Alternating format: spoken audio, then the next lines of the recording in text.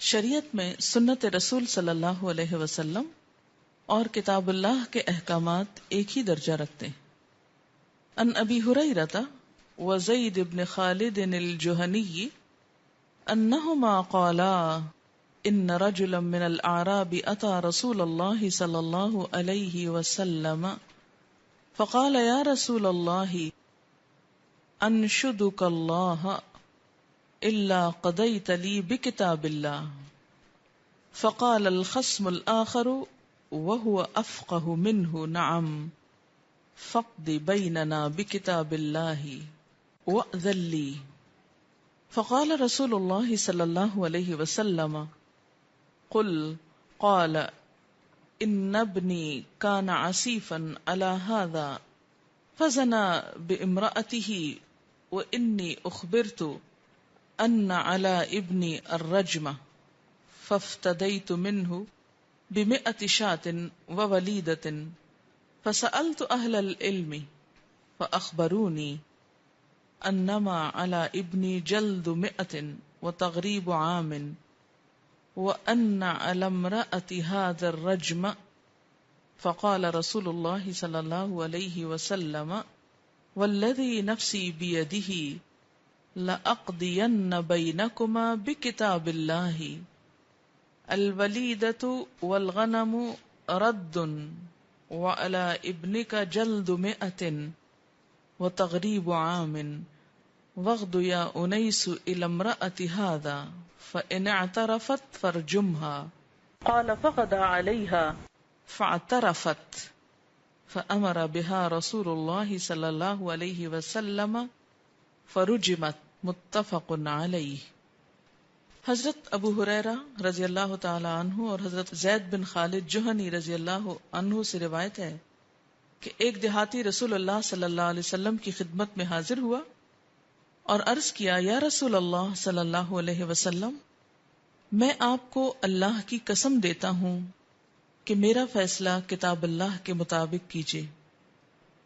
مقدمے کا دوسرا فریق زیادہ سمجھدار تھا، اس نے عرض کیا ہاں یا رسول اللہ صلی اللہ علیہ وسلم ہمارے درمیان کتاب اللہ کے مطابق ہی فیصلہ فرمائیے، لیکن مجھے بات کرنے کی اجازت دیجیے۔ آپ نے فرمایا اچھا بات کرو۔ اس نے عرض کیا میرا بیٹا اس شخص کے گھر نوکر تھا، اس نے اس کی بیوی سے زنا کیا۔ لوگوں نے مجھ سے کہا تیرے بیٹے کے لیے رجم کی سزا ہے۔ میں نے اس کے بدلے 100 بکریاں صدقہ کی اور 1 لونڈی ادا کی۔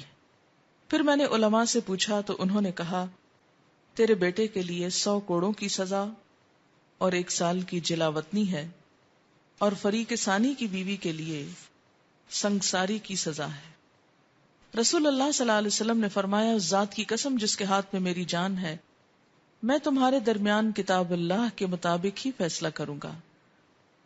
اور فریق اول کو حکم دیا کہ اپنی بکریاں اور لونڈی واپس لے لو، تمہارے بیٹے کے لیے 100 کوڑے اور سال تک جلاوطنی کی سزا ہے۔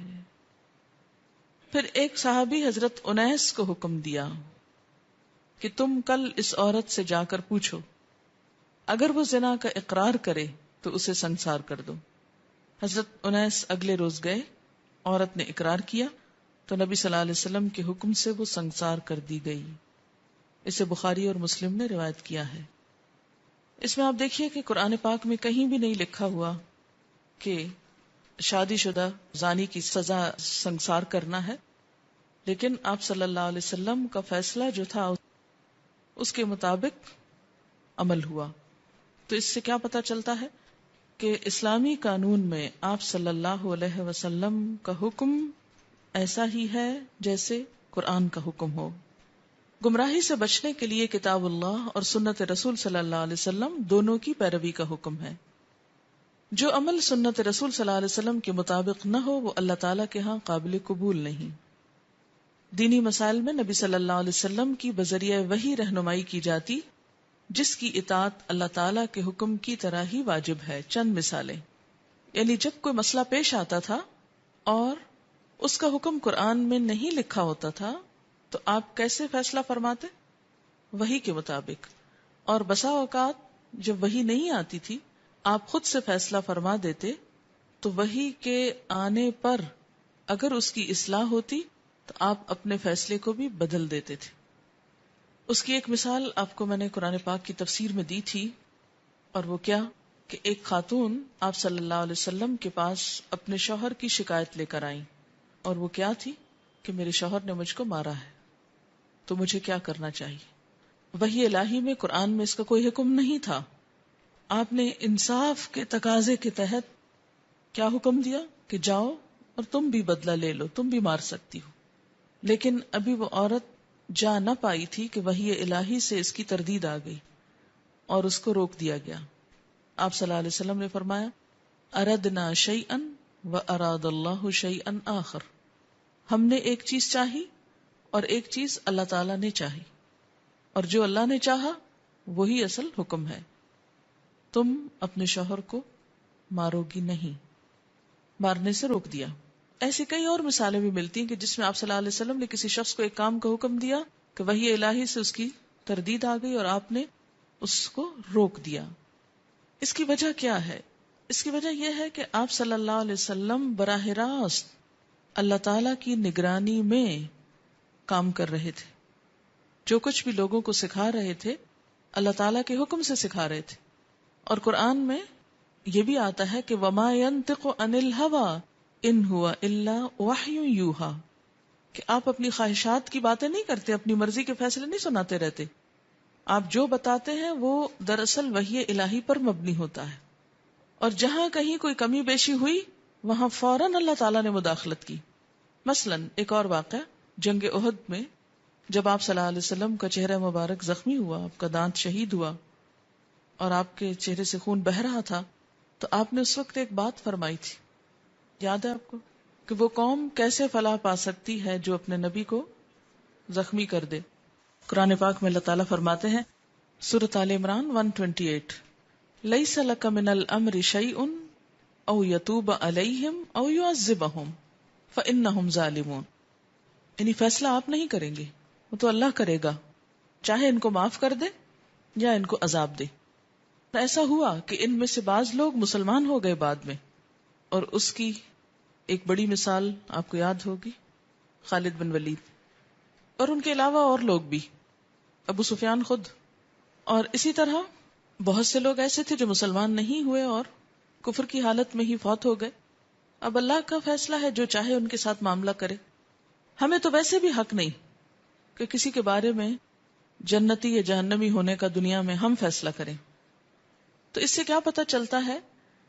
آپ کو یاد ہوگا قرآن پاک میں ایک آیت ہے حضرت نوح علیہ السلام کے بارے میں، جس میں اللہ تعالیٰ فرماتے وَاصْنَعِ الْفُلْكَ بِأَعْيُنِنَا وَوَحْيِنَا. کشتی بناؤ کس طرح؟ ہماری نگاہوں کے سامنے اور ہماری وحی کے مطابق. اچھا، پھر آپ دیکھیں حضرت موسیٰ اور ہارون علیہ السلام کے لیے کیا فرمایا اللہ تعالیٰ نے؟ اذهبا الى فرعون انه طغى، اور وہ ساری بات، اور پھر فرمایا کہ میں تمہارے ساتھ ہوں، اسمع و ارا، سن بھی رہا ہوں اور دیکھ بھی رہا ہوں، میری تائید تمہارے ساتھ ہے. تو اس سے کیا پتہ چلتا ہے کہ پیغمبر براہ راست اللہ تعالی کی نگرانی میں ہوتے ہیں. جیسے ایک صورت میں آتا ہے وَتَقَلُّبَكَ فِي السَّاجِدِينَ، ہر انسان اللہ کی نگاہ میں ہے، لیکن پیغمبروں کا عمل خاص طور پر اللہ کی نگاہ میں کس طرح ہے کہ اگر اس میں کچھ کمی بیشی ہو جاتی ہے تو ساتھ ہی اصلاح ہو جاتی. ہمارا کیا معاملہ ہے؟ اگر ہم کوئی غلطی کرتے بھی ہیں تو ہمیں نہیں پتا چلتا کہ ہم نے کہاں غلطی کی اور کہاں نہیں کی. ہمارا معاملہ آخرت تک مخفی ہے. لیکن پیغمبر چونکہ سب لوگوں کے لیے رہنما ہوتے ہیں اور اللہ تعالیٰ نے خود حکم دیا ہے لَقَدْ كَانَ لَكُمْ فِي رَسُولِ اللَّهِ أُسْوَةٌ حَسَنَةٌ، تمہارے لیے اللہ کے رسول صلی اللہ علیہ وسلم کی زندگی میں بہترین نمونہ ہے. لہٰذا اگر کہیں ان سے کوئی کمی بیشی ہوتی ہے تو اس کی فوراً اصلاح کر دی جاتی. سورۃ التحریم میں آتا ہے آپ صلی اللہ علیہ وسلم کو شہد پسند تھا، کسی وجہ سے آپ نے اس کو اپنے لیے حرام کیا تو اللہ تعالیٰ نے فوراً مداخلت کی، یا ایھا النبی لم تحرم ما احل اللہ لک. تو اس سے کیا پتہ چلتا ہے کہ نبی اپنی مرضی سے کسی چیز کو حرام نہیں قرار دیتے. اگر قرآن کی آیت میں کوئی چیز حرام نہ بھی ہو اور حدیث میں وہ چیز حرام قرار دی جا رہی ہو تو وہ بھی نس شمار ہوگی اور حرمت کا سبب ہوگی. مثلاً کچلیوں والے جانور جو ہیں ان کا کھانا حرام ہے. کہاں آیا ہے؟ قرآن میں تو نہیں آیا، حدیث میں آیا. تو ایسی تمام چیزیں جو آپ صلی اللہ علیہ وسلم نے حرام کی اور اس کی تردید میں کوئی آیت یا کوئی اللہ تعالی کی طرف سے حکم نہیں آیا، تو اسلامی شریعت میں، اسلامی قانون میں اس کو بھی حرام مانا جائے گا. اور جس کو آپ نے حلال قرار دیا، خواہ قرآن میں اس کا ذکر نہ بھی ہو، اسے حلال قرار دیا جائے گا. اور ہمیں اس کے مطابق حلال اور حرام کو قبول کرنا ہوگا، کیونکہ قرآن پاک ہی میں آپ صلی اللہ علیہ وسلم کا سٹیٹس بتایا گیا. الاعراف 157 میں آتا ہے یأمرہم بالمعروف، وہ ان کو نیکی کا حکم دیتا ہے، وینہاہم عن المنکر. آپ نے یہ کیا تھا نا کہ نہیں کیا تھا؟ آپ صلی اللہ علیہ وسلم کے فرائض میں سے یہ تھا نا، کیا؟ نیکی کا حکم دینا، برائی سے روکنا. وَيُحِلُّ لَهُمُ الطَّيِّبَاتِ، ان کے لیے پاکیزہ چیزیں حلال کرتے ہیں. وَيُحَرِّمُ عَلَيْهِمُ الْخَبَائِثَ، اور ناپاک چیزیں ان کے لیے حرام کرتے ہیں. وَيَدَعُ عَنْهُمْ إِسْرَهُمْ، اور ان سے ان کے بوجھ ہٹاتے ہیں جو پابندیاں خود سے لوگوں نے لگا رکھی تھی. وَالْأَغْلَالَ، اور طوق، الَّتِي كَانَتْ عَلَيْهِمْ، وہ جو ان کے اوپر جکڑے ہوئے تھے.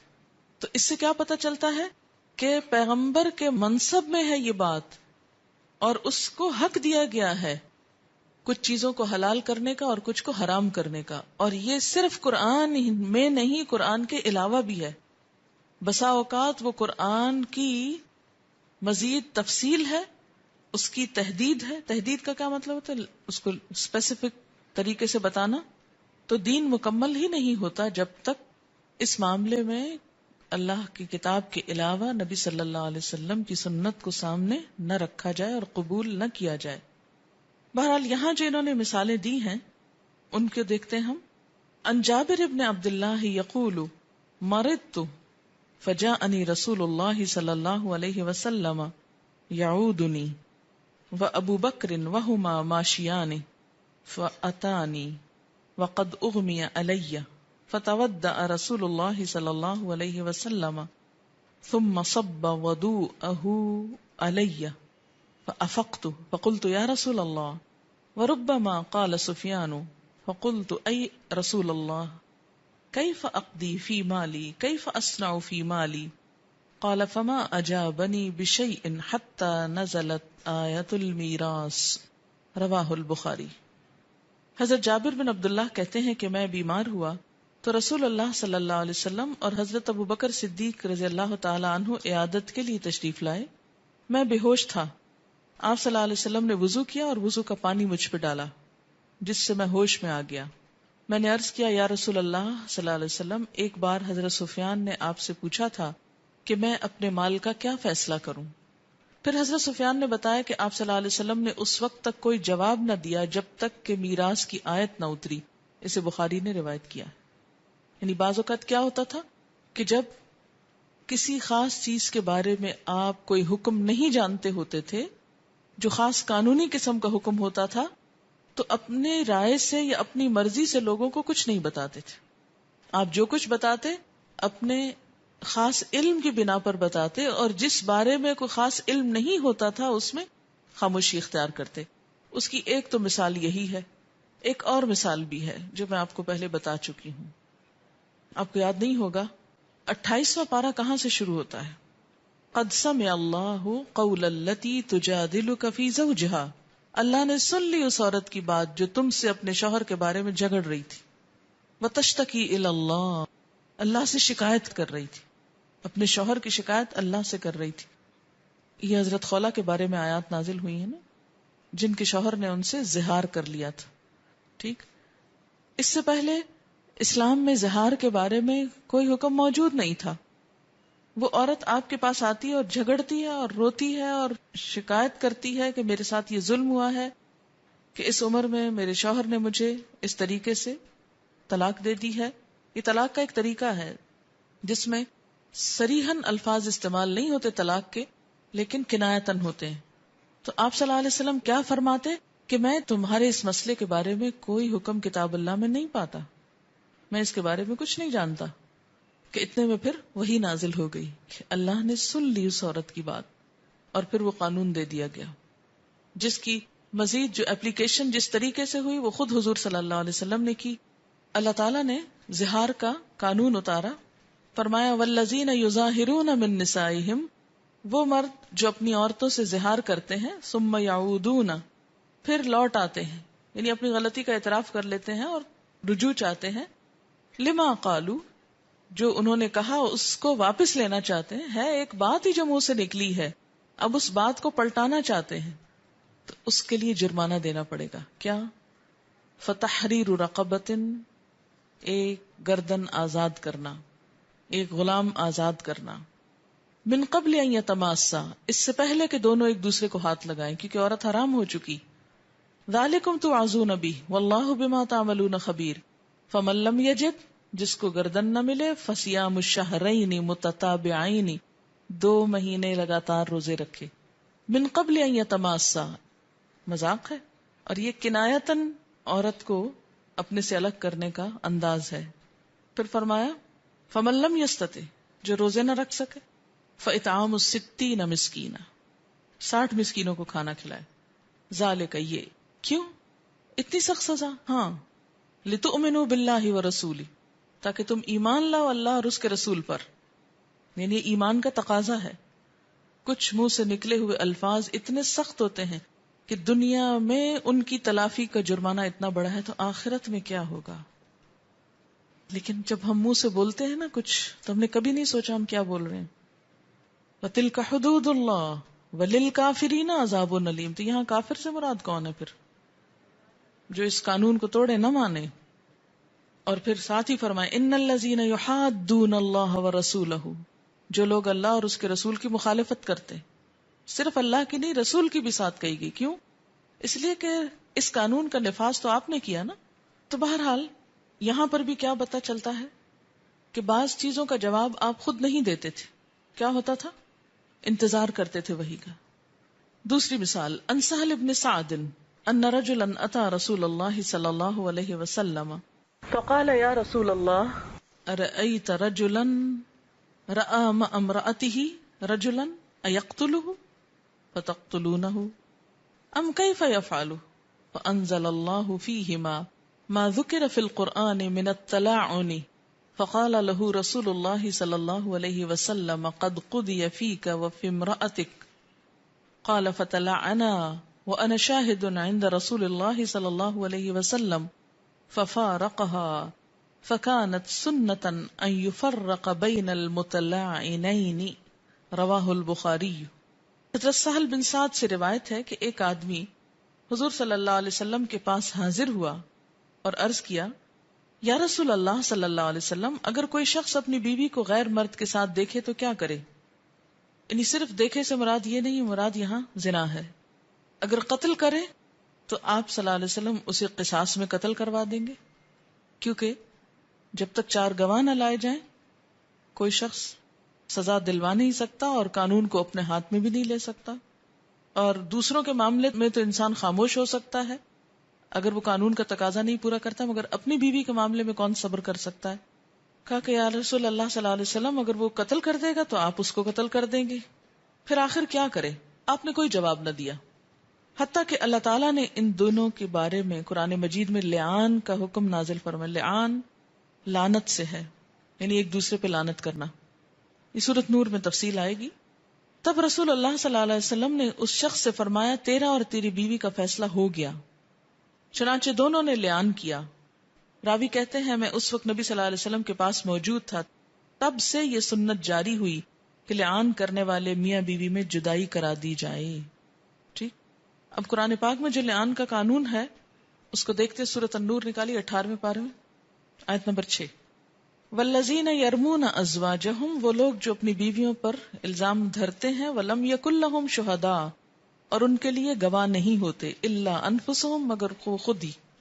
فشہادت احدہم 4 شہادات باللہ، تو ان میں سے ایک کی گواہی 4 گواہیوں کی طرح ہوگی اللہ کے نام کے ساتھ، یعنی 4 دفعہ قسم کھائیں انہ لمن الصادقین، کہ وہ سچے ہیں. والخامسۃ، اور 5ویں دفعہ ان لعنت اللہ علیہ، کہ اللہ کی لعنت ہو اس پر، یعنی مرد پر، ان کان من الکاذبین، اگر وہ جھوٹوں میں سے، ویدرأ عنہا العذاب، اور ہٹا لے گی اپنے سے سزا کو، ان تشہد اربع شہادات باللہ، اگر وہ 4 دفعہ اللہ کے نام کی قسم کھا لے گی کہ میں نے گناہ نہیں کیا، انہ لمن الکاذبین، کہ وہ جھوٹوں میں سے ہے، مرد نے جھوٹی بات کہی ہے، والخامسۃ، اور 5ویں دفعہ کیا کہے گی، ان غضب اللہ علیہا، کہ اللہ کا غضب ہو اس عورت پر، ان کان من الصادقین، اگر مرد سچوں میں سے۔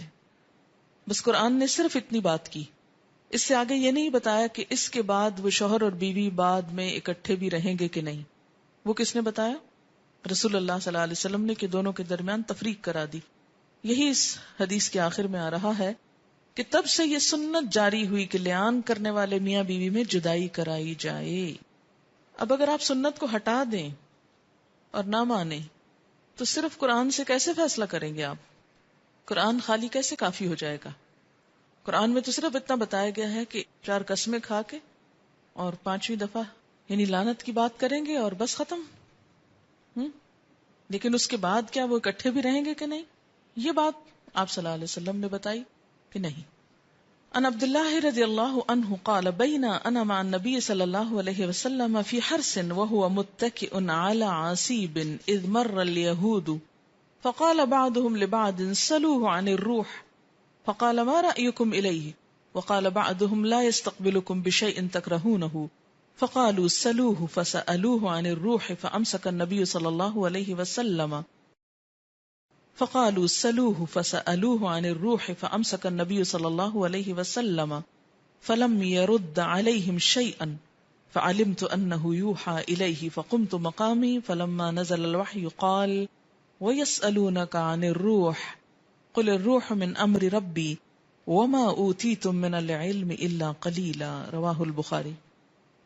حضرت عبداللہ بن مسعود رضی اللہ تعالیٰ عنہ کہتے ہیں کہ ایک دفعہ میں نبی صلی اللہ علیہ وسلم کے ساتھ ایک باغ میں تھا۔ آپ صلی اللہ علیہ وسلم کھجور کی ایک چھڑی پر ٹیک لگائے ہوئے تھے، یعنی ایک سٹک پکڑے ہوئے تھے، کہ یہودی گزرے۔ وہ آپس میں ایک دوسرے سے کہنے لگے، ان یعنی محمد صلی اللہ علیہ وسلم سے روح کے بارے میں سوال کروں۔ ان میں سے ایک نے کہا، محمد صلی اللہ علیہ وسلم کے بارے میں تمہیں کس چیز نے شک میں ڈال دیا ہے کہ وہ پیغمبر ہی نہ ہو؟ کچھ یہودیوں نے کہا، محمد صلی اللہ علیہ وسلم کوئی ایسی بات نہ کہہ دیں جو تمہیں ناگوار گزرے۔ پھر انہوں نے فیصلہ کر کے کہا، اچھا چلو سوال کرو۔ چنانچہ یہودیوں نے آپ صلی اللہ علیہ وسلم سے پوچھا، روح کیا چیز ہے؟ آپ خاموش رہے، کوئی جواب نہ دیا۔ میں سمجھ گیا کہ آپ پر وحی نازل ہو رہی ہے، چنانچہ اپنی جگہ پر کھڑا رہا۔ جب وحی نازل ہو چکی تو آپ صلی اللہ علیہ وسلم نے یہ آیت تلاوت فرمائی، یسألونک عن الروح قل الروح من امر ربی۔ ترجمہ، اے محمد، لوگ آپ سے روح کے بارے میں سوال کرتے ہیں، کہہ دیجئے روح میرے رب کا حکم ہے اور تم کو اس کے بارے میں کم ہی علم دیا گیا ہے۔ بنی اسرائیل 85۔ اسے بخاری نے روایت کیا ہے۔ اس سے کیا پتہ چلتا ہے کہ اب 2 چیزیں ہمارے سامنے آ گئی نا۔ ایک کیا کہ جس چیز کے بارے میں آپ کو علم نہیں ہوتا تھا آپ خاموشی اختیار کرتے اور وحی کے ذریعے جواب آتا۔ دوسرا یہ کہ اگر آپ اپنے اجتہاد سے کوئی فیصلہ کر دیتے تو بسا اوقات اس کو وحی الہی سے تائید ہو جاتی اور بسا اوقات اس کی تردید ہو جاتی۔ اگر تردید ہو جاتی تو آپ اپنی رائے کو بدل لیتے تھے۔ قرآن مجید کے علاوہ بھی اللہ تعالیٰ نبی اکرم صلی اللہ علیہ وسلم کو دین کے احکامات سکھاتے تھے جن پر ایمان لانا اور عمل کرنا اسی طرح واجب ہے جس طرح قرآن مجید کے احکامات پر ایمان لانا اور عمل کرنا واجب ہے۔ چند مثالیں درج ذیل ہیں۔ ان انس عن النبی صلی اللہ علیہ وسلم قال ان اللہ وضع عن المسافر نصف الصلاة والصوم وعن الحبلى والمرضع، رواہ النسائی۔ حضرت انس بن مالک سے روایت ہے کہ رسول اللہ صلی اللہ علیہ وسلم نے فرمایا، اللہ تعالیٰ نے مسافر کو نصف نماز کی رخصت اور روزہ مؤخر کرنے کی رخصت دی، جبکہ حاملہ اور دودھ پلانے والی عورت کو صرف روزہ مؤخر کرنے کی رخصت دی، یعنی نماز کی نہیں۔ اسے ابو داؤد، احمد، نسائی، ترمذی اور ابن ماجہ نے روایت کیا ہے۔ تو اس سے کیا پتہ چلتا ہے کہ قرآن پاک میں تو صرف مسافر اور مریض کا حکم ہے۔ اب دودھ پلانے والی عورت کو مریض تو نہیں ہوتی نا، اور اسی طرح حامل بھی ضروری نہیں کہ مریض ہو، تو ایسی صورت میں پھر کیا ہے؟ کہاں سے پتہ چلے گا؟ اور اگر آپ نہیں حدیث مانے تو آپ پھر روزہ رکھا کیجئے۔ اچھا، بہت سے لوگ یہ شکایت کرتے ہیں نا کہ حدیث پڑھ کے دین مشکل ہو جاتا ہے۔ مجھے تو ایسے لگا کہ آسان ہو جاتا ہے اور بہت آسان ہو جاتا ہے۔ بالکل فطرت پہ آ جاتا ہے، نیچرل، کہ جو چیزیں انسان واقعی کر سکتا ہو. اور جب ہم اپنی عقل سے دین کی بہت انٹرپریٹیشن کرتے ہیں تو تقوی کا ایسا خود ساختہ معیار قائم کرتے ہیں جس تک کبھی پہنچ ہی نہیں سکتے. امپریکٹیکل ہو جاتا ہے دین، خشک ہو جاتا ہے. ان ابی سعید جاءت امرأة الى رسول اللہ صلی اللہ علیہ وسلم فقالت یا رسول اللہ ذهب الرجال بحديثك فاجعل لنا من نفسك يوما نأتيك فيه تعلمنا مما علمك الله. فقال اجتمعنا في يوم كذا وكذا في مكان كذا وكذا فاجتمعنا فأتاهن رسول الله صلى الله عليه وسلم فعلمهن مما علمه الله ثم قال ما منكن امرأة تقدم بين يديها من ولدها 3 إلا كان لها حجابا من النار. فقالت امرأة منهن يا رسول الله أو 2؟ قال فأعادتها 2 ثم قال 2 و2 رواہ البخاری. حضرت ابو سعید رضی اللہ تعالی عنہ کہتے ہیں کہ ایک عورت رسول اللہ صلی اللہ علیہ وسلم کی خدمت میں حاضر ہوئی اور عرض کیا یا رسول اللہ صلی اللہ علیہ وسلم آپ کی ساری تعلیمات مردوں نے لے لی ہیں، ایک دن ہماری تعلیم کے لیے بھی مقرر کر دیجئے جس میں ہمیں وہ باتیں سکھائیے جو اللہ نے آپ کو سکھائی. آپ نے ارشاد فرمایا اچھا فلاں فلاں دن فلاں فلاں جگہ جمع ہوا کرو، اور یہ ان کا ویکلی درس تھا. چنانچہ عورتیں جمع ہوئیں اور رسول اللہ صلی اللہ علیہ وسلم ان کے پاس تشریف لے گئے. کہیں نہیں آتا کہ بیچ میں کرٹن لگایا یا کوئی بیچ میں ایسا انتظام کیا، یعنی ڈائریکٹ تعلیم تھی. اور جو باتیں اللہ نے آپ کو سکھائی تھی وہ ان کو سکھائیں.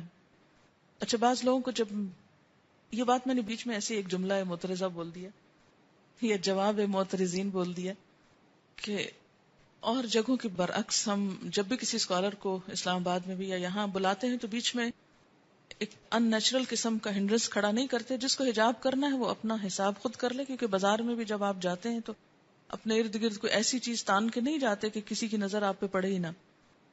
اور یہ ہے کہ ہر شخص اپنی نگاہوں کی، اپنے بیہیویئر کی خود حفاظت کرے، اور جس نے نہیں کرنا وہ یہاں کیا باہر بھی کہیں بھی نہیں کر سکتا، اور جس نے کرنا ہے وہ اللہ کا خوف اسے ہر جگہ ہی سیدھا رکھے گا. تو خاتون آئی اور انہوں نے مجھ سے بہت زیادہ جھگڑا کیا اس معاملے میں کہ آپ بہت گناہ کا کام کر رہی ہیں کہ آپ مرد اسکالرس کو بلا لیتی ہیں اور سامنے بٹھا دیتی ہیں. اور تو میں نے کہا کہ اگر آپ کو گناہ لگتا ہے تو آپ نہ سننے آیا کیجیے. کہنے لگے نہیں آپ بیچ میں کرٹن لگایا کہ. میں نے کہا کہ اس طرح تعلیم نہیں ہو سکتی، اور کہیں بھی سنت سے ایسی کوئی چیز ثابت نہیں ہے. ایون یہ کہ مسجد نبوی تک میں کوئی ایسی چیز نہیں تھی. خواتین اپنے حجاب کا خود انتظام کرتی تھیں. یہ خود ساختہ ٹھیک ہے، آپ یہ کہہ سکتے ہیں کہ بہت اچھا ہے، بہت بہتر ہے، بہتر آپ کہہ سکتے ہیں، لیکن میرے نزدیک وہ زیادہ بہتر ہے جو نبی صلی اللہ علیہ وسلم کی سنت ہے. آپ نے خود نہیں کیا. کہنے لگی آپ ان کی مثال کیوں دیتی ہیں، وہ تو اللہ کے رسول تھے اور اتنے بلند مرتبہ تھے اور امت کے باپ تھے اور یہ تھے. میں نے کہا پھر آپ کو یہ حکم دینا چاہیے تھا کہ میں تو ہوں باپ، اور یہ جو باقی لوگ ہیں یہ اگر کبھی ایسا کوئی موقع آئے تو بیچ میں کرٹن ڈال کے پھر یہ بات کیا کریں. آپ نے تو کسی صحابی سے بھی یہ نہیں کہا. اور عید کے موقع پر بخاری میں بار بار وہ روایت آتی ہے کہ جب آپ نے عورتوں کو الگ جگہ، کیونکہ مائک کا انتظام تو نہیں تھا ان دنوں میں، تو مردوں کو خطبہ دینے کے بعد پھر عورتوں کے پاس الگ طور پر تشریف لائے کیونکہ اجتماع بڑا تھا. تو آپ کے ساتھ حضرت بلال بھی تھے، اور جب آپ نے خطبہ عورتوں کو سکھایا تو آپ نے یہ نہیں کیا کہ آپ خود تو سامنے اور بلال کو کہیں تم ذرا باہر جا کے کھڑے ہو جاؤ کیونکہ یہاں پردے کا کوئی انتظام نہیں ہے. ایسا ان نیچرل دین جو ہے وہ وہاں سے نہیں آیا. جب ہم اس طرح کی بہت ساری پابندیاں لگاتے چلے جاتے ہیں تو ہم دین کو ایک ایسی شکل دے دیتے ہیں، ایک ایسا نمونہ بنا دیتے ہیں جس سے خوف آنے لگتا ہے، جو پھر ہم سے ہو نہیں سکتا، جو ہماری عملی زندگی اور اس زندگی میں بہت ڈسٹنس پیدا کر دیتا ہے. جو نیچرل دین ہے وہ ڈسٹنس نہیں پیدا کرتا، اس میں انسان ہر جگہ موو کر سکتا ہے اپنی حدود کو ساتھ لے کر. بہرحال یہ اس لیے بھی میں نے بات کر دی کہ ہو سکتا ہے آپ پر بھی کوئی اعتراض کرے یا آپ میں سے بھی کسی کے دل میں یہ اعتراض ہو. تو آپ نے فرمایا اچھا فلاں فلاں دن فلاں فلاں جگہ جمع ہوا کرو.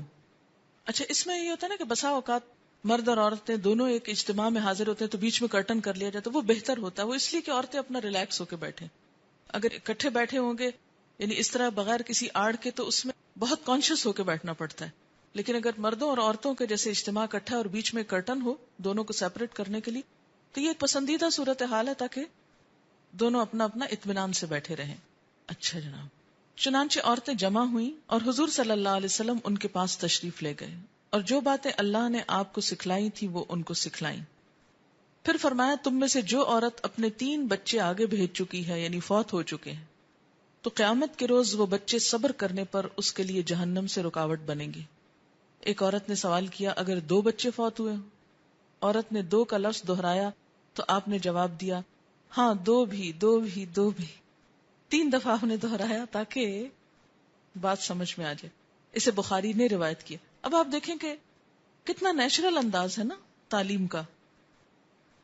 ان ابی ہریرہ ان النبی صلی اللہ علیہ وسلم یرویہ ان ربکم قال لکل عمل کفارۃ والصوم لی وانا اجزی بہ ولخلوف فم الصائم اطیب عند اللہ من ریح المسک رواہ البخاری. حضرت ابو ہریرہ حضور صلی اللہ علیہ وسلم سے اور حضور صلی اللہ علیہ وسلم اپنے رب سے روایت کرتے ہیں. اس کو کیا بولتے ہیں؟ حدیث قدسی. کہ اللہ تعالیٰ ارشاد فرماتا ہے ہر عمل کا بدلہ ہے اور روزہ میرے لیے ہے میں ہی اس کا بدلہ دوں گا. روزہ دار کے منہ کی بو اللہ کے نزدیک مشک کی خوشبو سے زیادہ اچھی ہے. اسے بخاری نے روایت کیا ہے. تو اس سے کیا پتہ چلتا ہے کہ آپ جو روایت کر رہے ہیں اس کا سورس کیا ہے اصل میں. ان انس رضی اللہ عنہ ان النبی صلی اللہ علیہ وسلم یرویہ ان ربہ قال اذا تقرب العبد الی شبرا تقربت الیہ ذراعا واذا تقرب منی ذراعا تقربت منہ باعا واذا اتانی مشیا اتیتہ ہرولۃ رواہ البخاری. حضرت انس رضی اللہ تعالی عنہ نبی صلی اللہ علیہ وسلم سے روایت کرتے ہیں اور نبی صلی اللہ علیہ وسلم اپنے رب سے روایت کرتے ہیں کہ اللہ تعالیٰ فرماتا ہے جب کوئی بندہ بالشت بھر میری طرف آتا ہے تو میں ہاتھ بھر اس کی طرف آتا ہوں. جب بندہ ہاتھ بھر میری طرف آتا ہے تو میں 2 ہاتھ اس کی طرف بڑھتا ہوں. جب بندہ چل کر میری طرف آتا ہے تو میں دوڑ کر اس کی طرف آتا ہوں. اسے بخاری نے روایت کیا. ہاں یہ حدیث بہت اچھی ہے. میں آپ کو کہلواؤں گی اس وقت یہ حدیث اور آپ اس کو میرے پیچھے دہرائیں گے تاکہ کل آپ سنا سکیں اور گھر جا کے 3 دفعہ اس حدیث کو پڑھیں گے. اذا تقرب العبد الی شبرا تقربت الیہ ذراعا واذا تقرب منی ذراعا تقربت منہ باعا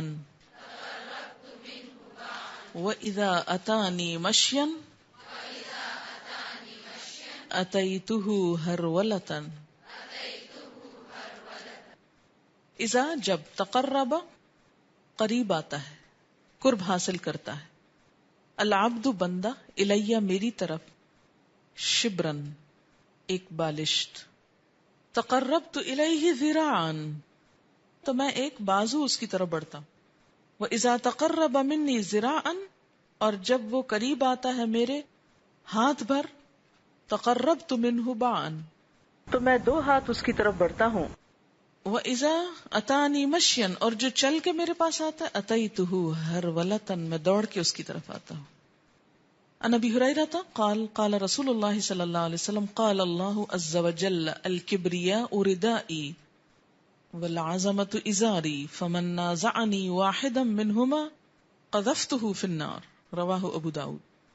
حضرت ابو ہریرہ کہتے ہیں کہ رسول اللہ صلی اللہ علیہ وسلم نے فرمایا اللہ تعالیٰ ارشاد فرماتا ہے کبریائی میری اوڑھنی ہے اور عظمت میری چادر ہے.